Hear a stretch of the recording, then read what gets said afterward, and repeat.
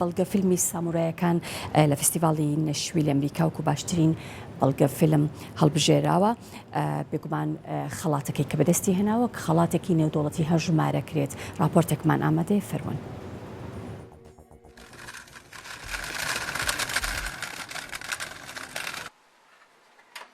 سەرکەوتنێک دڵم خەڵکی شاری مەریوان و 26 ساڵ تەمەنمە. ئێمە لە مەریوان گروپێکی فیلمسازیمان دروست کردووە کە لەگەڵ ڕەفیقەکانمان بە سوورەتی مستەقل خەریکین فیلم دروستەکەین و یارمەتی یەکە دەین. حدوداً 11 ساڵ ئەوێت کە ئێمە بە سوورەتی حرفەیی و نیمە حرفەیی دەستمان کردووە بە دروستکردنی فیلم. تا ئێستا 9 دانە کورتە فیلممان دروست کردووە.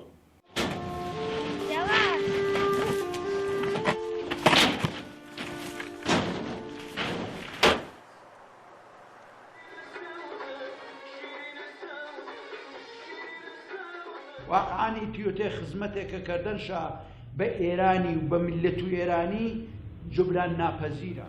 بەڵگە فیلمی سامورایەکان لە کوردستانە حدودی 3 ساڵ لەمەوبەر دەستمان کرد بە تەولیدی و دروستکردنی.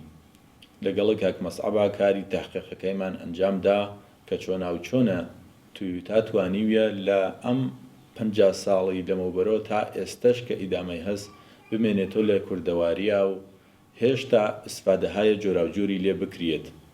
ئێمە لە ناو فیلمەکە ئیشارەمان کردووە بە ئەنواعی ئیسفادەکان لە تویوتا بەخصوص وانێتەکان تویوتا لە وەرزشە ئافرەدیەکان و بیگرە حتا مسافرکەشی و جێبەجێکردنی وەسایلی مسافرەکان لە هەوارەکانی هەورامانە ئێمە لە نێو فیلمەکە ئیشارەمان کردووە پێی.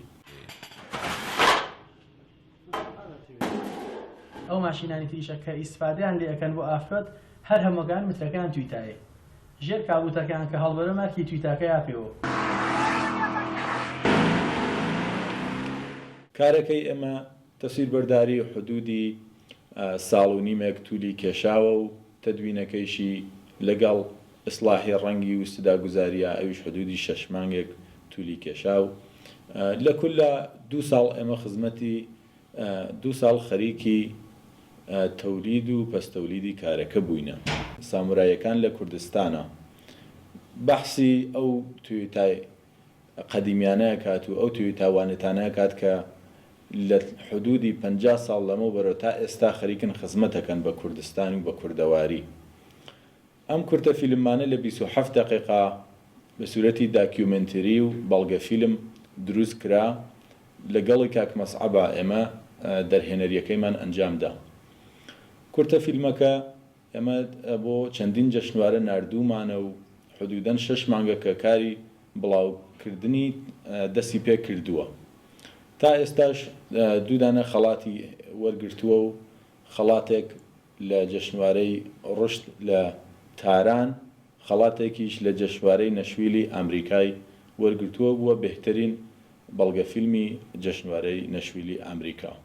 در این گردنه تنها 2 وسیله هستند که بارها را می توانند حمل کنند: قاطر و لند کروز.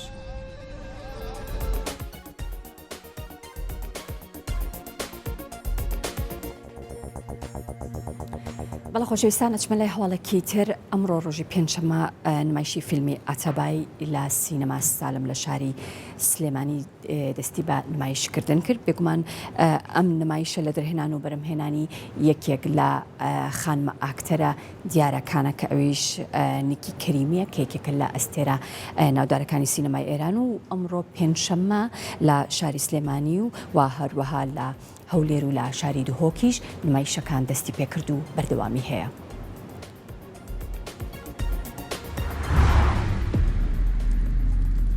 باقیشلام yasam biləsin, aram olmayacağız. نمایشی گشتی فیلمی سینەمایی ئاتابایی لا دەرهێنان و بەرهەمهێنانی نیکی کەریمی ئەستێرەی ناوداری سینەمای ئێران ئەمڕۆ پێنجشەممە لە سینەماکانی سلێمانی و هەولێر و دهۆک لە هەرێمی کوردستان دەست پێ دەکات. نمایشی گشتی فیلمی سینەمای ئاتابایی لە دەرهێنان و بەرهەمهێنانی نیکی کەریمی و لە نووسینی هادی حەجازی فەڕوو نیکی کەریمی و با ڕۆڵبینینی هەندێک لە ئاکتەرە ناودارەکانی سینەمای ئێران دوای پشداری لە فستیڤالە نێودەوڵەتیەکان و لە وڵاتانی جۆرە و جۆری جیهان ئەمڕۆ ڕۆژی پێنجشەمە لە سینەما سالم لە شاری سلێمانی و لە سینەمای ئیمپایری فامیلی مۆڵ لە شاری هەولێر و هەروەها لە سینەمای دهۆک مۆڵ لە دهۆک دەست پێ دەکات.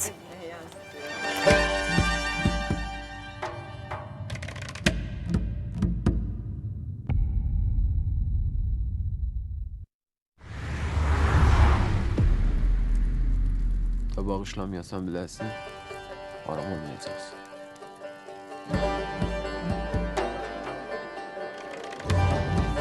بابامه میشه بهش علامت بدی؟